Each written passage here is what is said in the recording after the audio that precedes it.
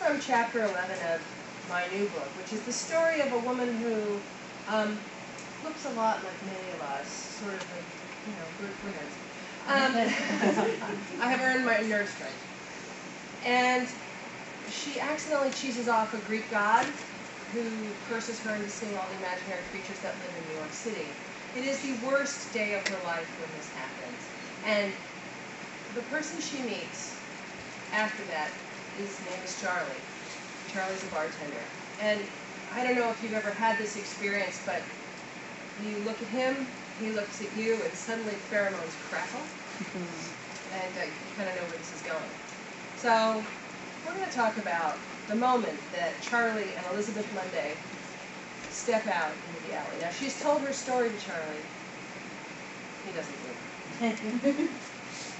What gets lost in the detail when animal lust gums up the air between two people may or may not be important. On the other hand, the devil, as it happens, is in the details, and my heat for Charlie scorched like hell.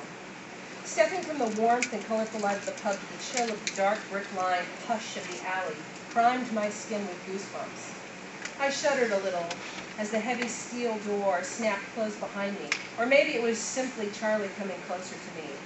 Did I lean in, or did he? I can't recall.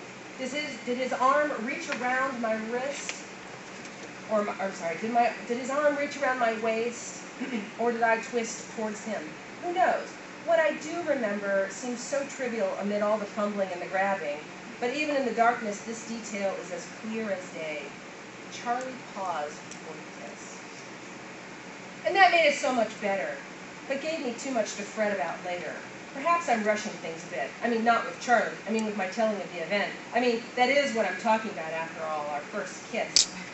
Our first kiss, Charlie and me. Now, I adore a first kiss. In movies and in books and, well, sure, in life. And the longer it takes to get there, the better. I am all for moving at an Emily Bronte pace. I say, draw it out. Make me hunger for it and groan at all the near misses. Tom Hanks and Meg Ryan and You've Got Mail, the whole film leads up to just one kiss and a happily ever after in the Big Apple.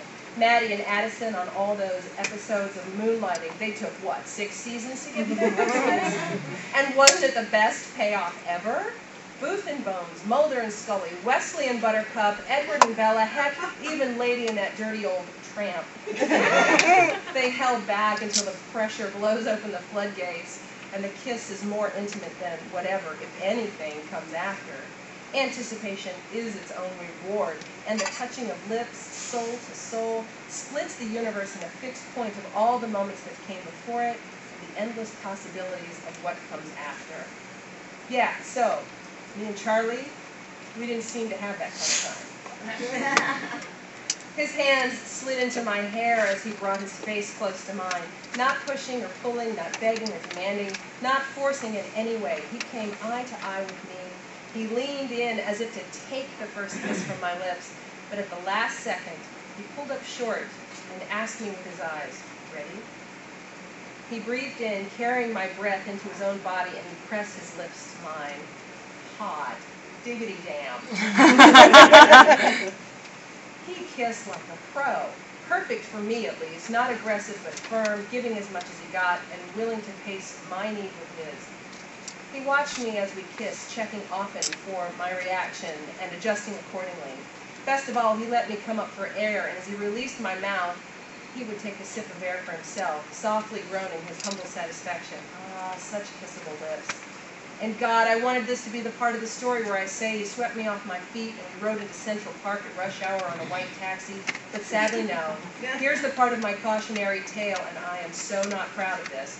This is where I got more distracted by the talking goose than Charlie's tongue in my mouth.